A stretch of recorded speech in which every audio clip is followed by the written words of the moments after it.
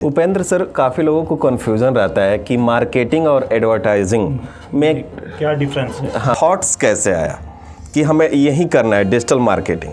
पहली बार जब सक्सेस मिली, जिसे आप काम कर रहे थे, शुरुआत में तो कोई ऋषभ कुमार को जानता नहीं था जी, लेकिन जब पहली बार जो सक्सेस मिली, पहली बार आपको ऑर्डर मिला, तो कैसा महसूस हुआ उसको?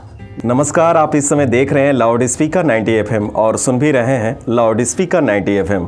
आज के हमारे कर्मयोगी सीरीज के अंतर्गत स्टूडियो में उपस्थित है कर्मयोगी ऋषभ कुमार मिश्र जी, जिन्होंने एक अलग ही अपना करियर चूज किया है, यानी डिजिटल मार्केटिंग का। आज ऋषभ जी से जानेंगे कि डिजिटल मार्केटिंग होता क्या है, और आप जो भी हमारे लिसनर व्यूअर देख सुन रहे हैं, क्या उनके लिए भी कोई कोचिंग या ट्रेनिंग प्रोग्राम देते हैं? तो बने रहिएगा हमारे साथ।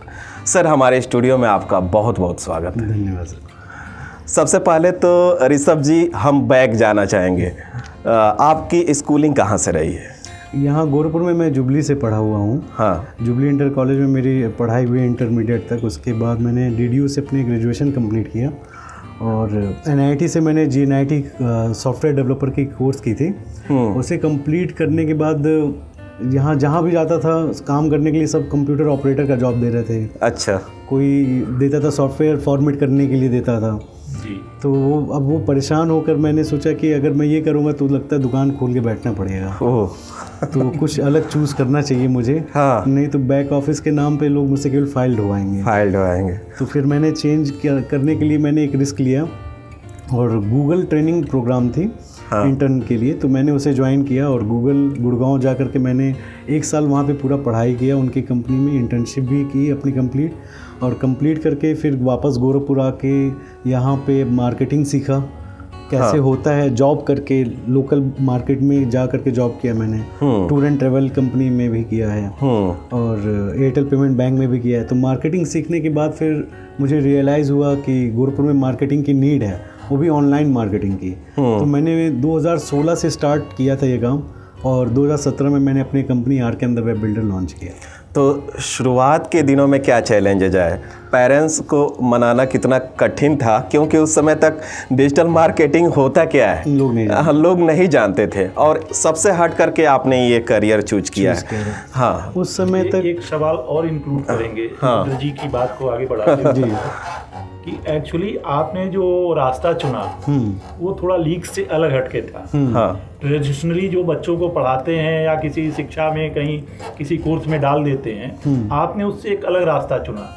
तो निश्चित रूप से आपको कहीं न कहीं से घर से या पहले परिवार वाले सोचते थे कि क्या इस तरह से कामयाब हो जाएंगे या इस तरह से इस फील्ड में चले जाएंगे। शुरुआती क्या दिक्कतें आई थी? सबसे पहला तो दिक्कत ये आया था मुझे गोरखपुर में कि जब मैं लोगों के पास जाता था, बताता था कि ऐसे ये चीज़ें हैं, आप कराइए और आपके लिए बेस्ट होगा प्रमोशन कराना, तो वो लोग समझते नहीं थे। और वो समय था जियो का एंटर करने का। जियो ने मार्केट में बहुत अच्छे से सबके हाथ में मोबाइल दे दिया था।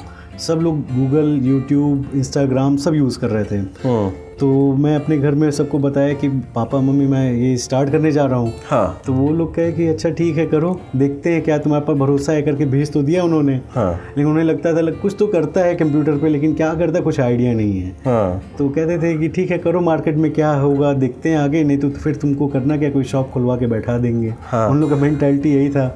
और बीच में वो लोग भी काफ़ी पछता रहे थे एक तरह से कि वो गवर्नमेंट जॉब चाहते थे कि लड़का मेरा करे। ऋषभ सर का ये थॉट था ना, कुछ अलग करना है कि नहीं? हाँ। मेरे दिमाग में कभी भी क्या सरकारी जॉब का थॉट आया ही नहीं। हाँ, कभी नहीं आया। अपने दम पे करेंगे, कुछ बेहतर करेंगे, शुरू से ही आपके अंदर वो चलता रहता था। आप ऐसे लोगों के लिए प्रेरणा स्रोत हैं जो सरकारी नौकरियों के बजाय प्राइवेट सेक्टर में अपना अलग करना चाहते हैं, कुछ नया बनाना चाहते हैं। और आपने नया करके ये दिखा दिया कि गोरखपुर जैसे पूर्वांचल के शहर में कि एक डिजिटल मार्केटिंग की इतनी बड़ी फील्ड की आज इस मार्केट के आग बड़े नाम बन चुके हैं। जी, मैं बता रहा हूँ यहाँ गोरखपुर में उस समय कोई भी डिजिटल मार्केटिंग नहीं करता था और शायद कराता भी नहीं था।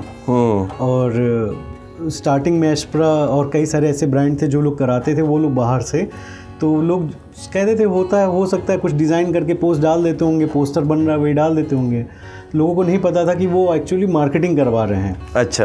तो फिर मैं कई सारी कंपनियों का उनके लोगों के सामने नाम लेता था कि ये करवा रहे हैं प्रमोशन, आप भी करवाइए, ऐसा करवाइए।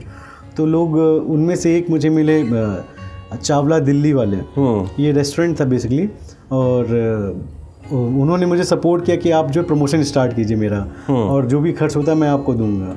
फिर मैंने वहाँ से स्टार्ट किया और आज के डेट में मेरे पास लगभग गोरखपुर के 95 प्लस काम है, जिनका मंथली बेसिस पे मैं काम करता हूँ डिजिटल मार्केटिंग का। पहली बार जब सक्सेस मिली, जिसे आप काम कर रहे थे, शुरुआत में तो कोई ऋषभ कुमार को जानता नहीं था जी, लेकिन जब पहली बार जो सक्सेस मिली, पहली बार आपको ऑर्डर मिला, तो कैसा महसूस हुआ? मुझे बहुत अच्छा लग रहा था उस समय, और एक नया चीज़ ट्रेंड आई थी मार्केट में, EMI का। तो मैंने EMI पे सबसे पहले बाइक खरीदा था अपनी मार्केटिंग करने के लिए, क्या उस पैसे से।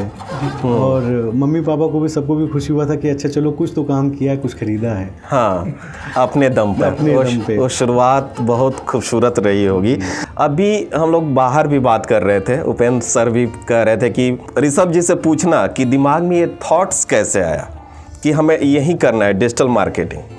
एक्चुअली गोरखपुर में जब डिजिटल मार्केटिंग का समय उस समय नहीं था, तो वेबसाइट डिज़ाइन लोग करवाते थे। हाँ। और उसका कंपटीशन इतना था वेबसाइट डिज़ाइन का कि कोई 5,000 में बना रहा है, कोई 6,000 में बना रहा है। आता मुझे भी था, तो मैं सोचा अगर उनसे कंपटीशन करने जाऊंगा तो ये चैलेंजेस आएगा मेरे सामने कि मुझे 2,000 में वेबसाइट बनाना पड़ेगा। हाँ। तो मैंने कहा कि ऐसा है कि उनसे मैं बैर क्यों लूँ, वो अपने फील्ड में चलते रहें। और मैंने सॉफ्टवेयर को चूज़ किया और डिजिटल मार्केटिंग को चूज़ किया, वहाँ से अपनी लाइन आगे बढ़ाई। हाँ। मेरी कंपनी का नाम RKM द वेब बिल्डर है। एक्चुअली मैं वेबसाइट डिज़ाइनर ही था, बट मैंने सोशल मीडिया स्टार्ट किया। हाँ। और उसके बाद जब मैं सोशल मीडिया में अपना रैंकिंग स्थापित कर लिया, हाँ, तो फिर वेबसाइट का काम ऑटोमेटिक मेरे पास काफ़ी आने लगा। अच्छा, कहीं ऐसा तो नहीं है कि आपने शादी.com पे गए और उसके बाद ये थॉट्स आया? अभी हम मिले हैं आपके मैडम से बाहर, इतना सुंदर आपकी मैम है, तो कहीं इसके लिए तो आपने नहीं स्टार्ट किया था? नहीं, ऐसा सीन नहीं था। जी के आने के बाद ये सारे काम हुए। हाँ। कि जिंदगी में जो सूरभ जी आई, तो या उसके बाद, उसके पहले आप ये शुरू कर चुके? नहीं, ये काम मैंने उनके आने से पहले से स्टार्ट कर लिया था। अच्छा। और मेरी कंपनी की वो ग्राफिक डिज़ाइनर हेड हैं, समझिए वो रीढ़ की हड्डी हैं इस कंपनी की, ग्राफिक, जो कि मेरी कंपनी सबसे अच्छी बनाकर यहाँ गोरखपुर में देती है। गोरखपुर के आज तो धीरे धीरे हम लोग दिल्ली में भी ज़्यादा मेरा बोलबाला हो गया है। अच्छा। तो वहाँ पे भी हमारी कंपनी काफ़ी अच्छा वर्क कर रही है। ऋषभ जी, आपसे जानना चाहेंगे कि वेब क्या है और डिजिटल मार्केटिंग के अंतर्गत क्या क्या चीज़ें आती हैं? सर देखिए, वेबसाइट डिज़ाइन एक आपका, जैसे आपका ऑफिस होता है वैसा ही वेबसाइट जो है डिजिटली ऑफिस हो जाएगा आपका। वहाँ पे सारे सर्विसेज, सारी डिटेल, कॉन्टैक्ट आपके सब वहाँ पे मिल जाएंगे। और जो डिजिटल मार्केटिंग होते हैं उसमें सोशल मीडिया के जितने प्लेटफॉर्म हो गए, उसके अलावा लिस्टिंग प्लेटफॉर्म जितने हो गए, और आपकी वेबसाइट भी उसमें इंक्लूडेड हैं।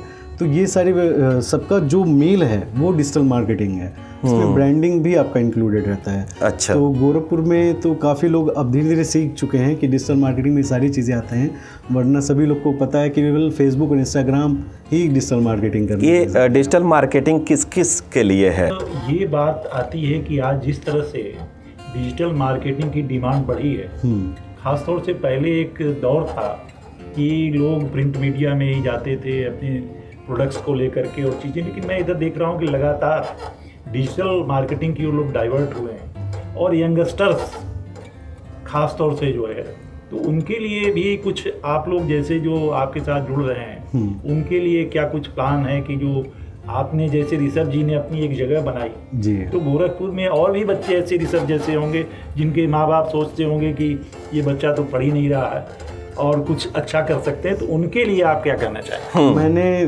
गोरखपुर में जितने भी मेरे एम्प्लॉयज़ थे, मैं ऐसे बता रहा हूँ कि सभी को मैंने इंडिपेंडेंट बना दिया है एक तरह से। उनका खुद का इस समय कंपनी है, अब वो लोग काम कर रहे हैं और हम उनको सारी ग्राफिक के या सर्विसेज के जो नीड होती हैं वो हम फुलफ़िल करते हैं। आज की डेट में गोरखपुर में जितने भी ब्लॉगर्स हैं, इन्फ्लुएंसर्स हैं, या फिर कोई कंपनी है वेबसाइट डिज़ाइनिंग की, उनको सर्विसेज हम ही प्रोवाइड करते हैं। तो मैंने देखा कि कुछ लिमिटेड लोग ही मेरे पास जुड़ पाए थे।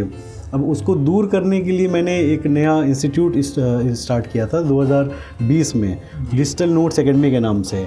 और उसमें हम लोग कुछ ही सेलेक्टेड बच्चों को हर साल सिखाते हैं, बट इस साल से उसे हम लोग प्रॉपरली हर मंथ के लिए स्टार्ट करने जा रहे हैं उसमें जब भी आपका मन करे आप उसमें एडमिशन लेकर के अपना डिजिटल मार्केटिंग का कोर्स सीधा स्टार्ट कर सकते हैं। अच्छा, वहाँ पे आप सारी चीज़ें सीख सकते हैं, आपको कहीं बाहर जाने की ज़रूरत नहीं पड़ेगी, ना कहीं 500 रुपये 100 रुपये ऑनलाइन खर्च करके पढ़ना पड़ेगा। आप आइए इंस्टीट्यूट पे, आपको सारी चीज़ें वहाँ पे सिखाई जाएंगी, कैसे होता है, कैसे आप कमाएंगे और कैसे अपना एक अलग पहचान बना सकते हैं। उपेंद्र सर, काफ़ी लोगों को कन्फ्यूज़न रहता है कि मार्केटिंग और एडवर्टाइजिंग में क्या डिफरेंस है। हाँ, तो ये थोड़ा आप क्लियर। मार्केटिंग उन कंपनियों के लिए है जिनका ऑलरेडी मार्केट में पहचान है और वो लोग अपने प्रोडक्ट्स या कुछ नए अपडेट्स देना चाहते हैं तो वो मार्केटिंग कराते हैं।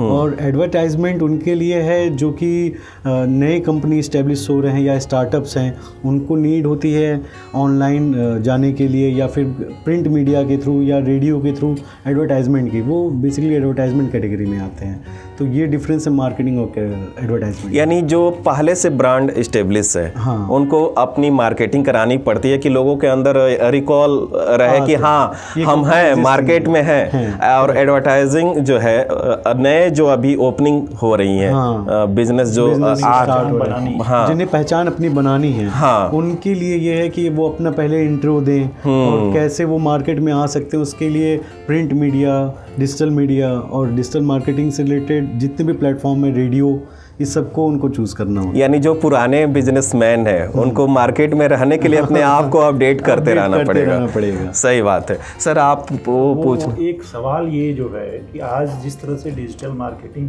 की डिमांड बढ़ी है, तो आपके सामने भी चैलेंजेस बहुत होंगे, और क्या नए चैलेंजेस आ रहे हैं डिजिटल मार्केटिंग के सामने, उसको थोड़ा सा आप बताएंगे। अब डिजिटल मार्केटिंग का सीन ये हो गया है मार्केट में कि जितने भी लोग प्रमोशन कराते आए हैं, डिजिटल मार्केटिंग कराते आए हैं, वो लोग चाहते हैं कि अब वो लीड मिले, वहाँ से उनको कस्टमर मिले।